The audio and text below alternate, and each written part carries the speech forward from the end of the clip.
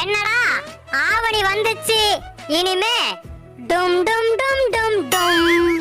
பொண்ணு வீடு பாத்துட்டு வந்தாச்சுப்பா. வீட்டை பார்க்கவாடி போயிருந்த? பொண்ணையும் தாண்டி. மேல சொல்ல. பொண்ணு உயரமா கலரா கண்ணுக்கு அழகா அப்படி இருக்கும்னு பார்த்தேன், இல்ல.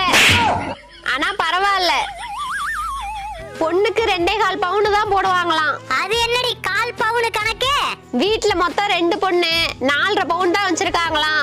அத பிரிச்சு பாதியா போடுறாங்க. அப்புறம் என்னடா, பெரிய குடும்பம் தான்.